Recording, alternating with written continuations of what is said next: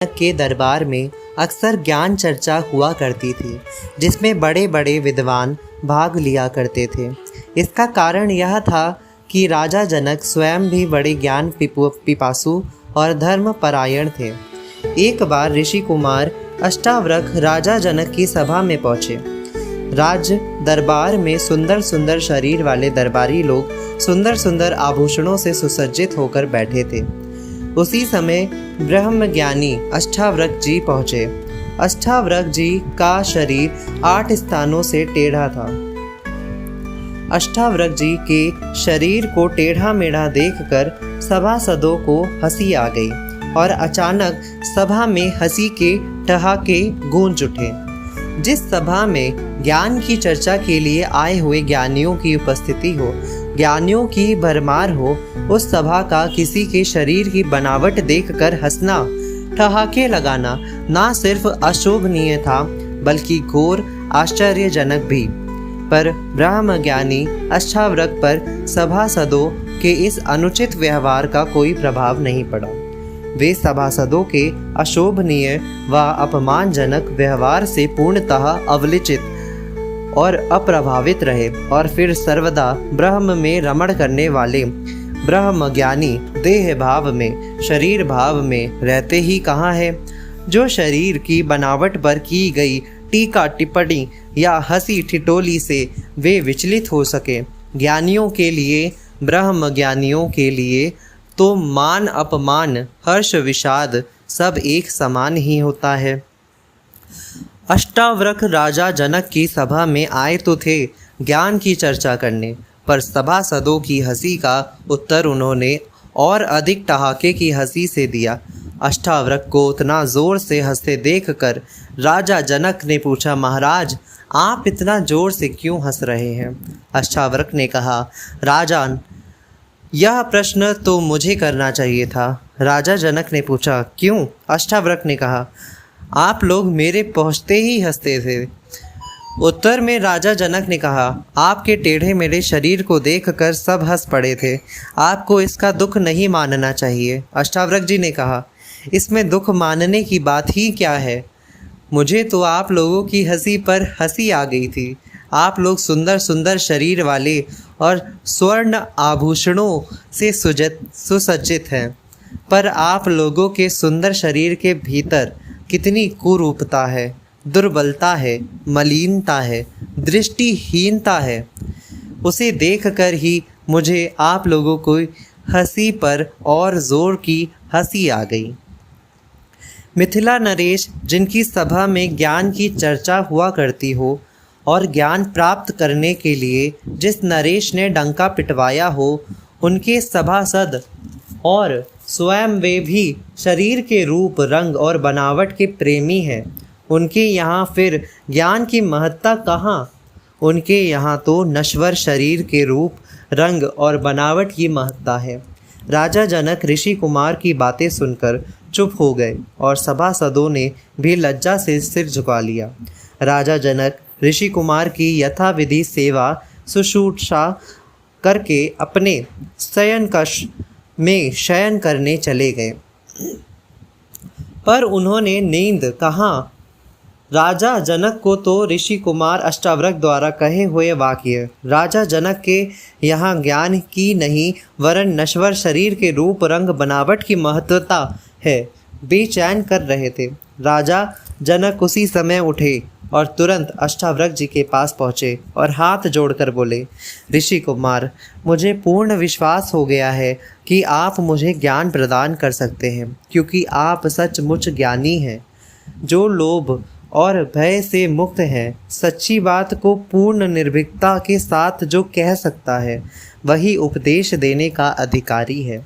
सो हे ऋषि कुमार, मेरा चित्त उद्विग्न हो रहा है। अब आप अपने ज्ञानामृत से मुझे तृप्त करने की कृपा करें। राजा जनक की विनम्रता और ज्ञान पिपासा को देखकर अष्टावक्र ने हंसकर कहा, राजन, बिना गुरु दक्षिणा दिए ही आप ज्ञान प्राप्त करना चाहते हैं? जिस ज्ञान की प्राप्ति हजारों वर्षों तक जंगलों की खाक छानने पर होती है, उसे आप धन के द्वारा खरीदना चाहते हैं। अब पुनः राजा जनक ने विनम्र होकर कहा, ऋषि कुमार, आप मेरा सारा खजाना ले लो और मुझे ज्ञान का उपदेश करें। ऋषि कुमार ने पुनः हंसकर कहा, राजन, राज्य कोष क्या आपका है? जो आप खजाना लेने देने की बातें कर रहे हैं, कोष खजाना तो प्रजा का है, वह तो प्रजा के हित में ही खर्च किया जा सकता है। राजा जनक यह सुनकर लज्जित हो गए और पुनः कहने लगे, अच्छा महाराज, आप खजाना नहीं ले सकते तो आप सारा राज्य ही ले लें और मुझे ज्ञान उपदेश करें। अष्टावक्र ने पुनः उत्तर दिया, राजन, राज्य अनित्य है, उसे लेकर मैं क्या करूँगा? राजा जनक ने पुनः आग्रह किया, यह मेरा शरीर ले लीजिए। ऋषि कुमार ने पुनः कहा, यह शरीर तो मन के अधीन है। राजा जनक ने कहा, तो आप मन ही ले लीजिए। तभी अष्टावक्र स्वीकृति देते हुए बोले, हाँ, मन ले सकता हूँ, आप मन को मुझे संकल्प कर दीजिए। राजा जनक ने वैसा ही किया। अष्टावक्र ने कहा, राजन, मैं 1 सप्ताह बाद पुनः आऊँगा, तब आपकी इच्छा पूर्ण होगी। अष्टावक्र वहाँ से जाते समय राजा से कहते गए, आप यह समझ लें कि आपने अपना मन मुझे दे दिया है, आपने अपना मन मुझे संकल्प करके दिया है। राजा जनक प्रतिज्ञाबद्ध हो गए और उनकी दिशा विचित्र हो गई। चलते फिरते, खाते फिरते, हंसते बोलते, सोते जागते उनको यही ध्यान रहता कि मन तो संकल्प से गुरु का हो गया है और फलस्वरूप उनकी सारी क्रियाएं शांत हो गई। समय अनुसार ऋषि कुमार लौटे और आते ही उन्होंने राजा जनक से कुशल क्षेम पूछी। राजा जनक ने कहा, भगवान, मेरी कुशलता आपके अधीन है। मेरा मन तो अब आपका हो चुका है। आपको मन देकर मैं अमन हो गया हूँ।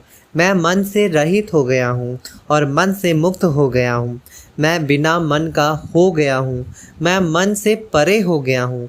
मैं कुछ करते हुए भी अकर्ता हो गया हूँ। मैं जड़वत हो गया हूँ। मैं क्रिया करते हुए भी अक्रिय हो गया हूँ, पर मुझे इसी में परम शांति मिल रही है, अतः मैं शांत हूँ। अष्टावक्र ने कहा, राजन, अमन हो जाने के कारण तुम अब ज्ञान प्राप्त करने योग्य हो गए हो। अष्टावक्र आगे बोले, राजन, संसारिक विषय मन के अधीन है, आत्मा के अधीन नहीं। मन ही देही है, आत्मा विदेह है। मन जब तक शरीर की ओर लगा रहता है तब तक मन की गति आत्मा की ओर नहीं हो पाती। प्राणी जब मन को ज्ञान के अधीन कर देता है तब आत्मा की ओर उसकी गति बढ़ने लगती है और फिर धीरे धीरे प्राण कोशों के बंधन से मुक्त होकर जीव सच्चित आनंद स्वरूप बन जाता है। जीव की यही परमोन्नति है। मन पर विशुद्ध ज्ञान की सत्ता स्थापित होने पर आत्मा की प्राप्ति होती है। मन को ज्ञान से शुद्ध करके परम ज्ञान की श्रद्धा स्थापित करके सूक्ष्म से सूक्ष्मतर सूक्ष्मतम की ओर बढ़ना ही जीव की परमोन्नति है। राजा जनक, आपने मुझे अपना मन संकल्प कर दिया था, अतः अब मैं मन के साथ इस ज्ञान को वापस कर रहा हूँ। आप मेरी आज्ञा से ज्ञान के अधीन होकर इस राज्य का संचालन करिए। समस्त जीवों में अपनी आत्मा का अनुभव कीजिए। संसार में रहिए पर संसार से परे होकर रहिए। देह में रहते हुए देह से परे होकर अर्थात विदेह रहिए। इतना कहकर अष्टावक्र जी वहाँ से उठकर चलने लगे। जनक ने विनय के साथ आग्रह पूर्वक कहा, ऋषि कुमार, मुझे ज्ञान प्राप्त हो गया, आप यहीं रहें। अष्टावक्र जी ने हंसते हुए कहा, राजन, क्या आप मुझे अपने सुख वैभव में बांधना चाहते हैं? राजा जनक नतमस्तक हो गए और ऋषि कुमार अपने आश्रम को ओर चल पड़े। धन्यवाद।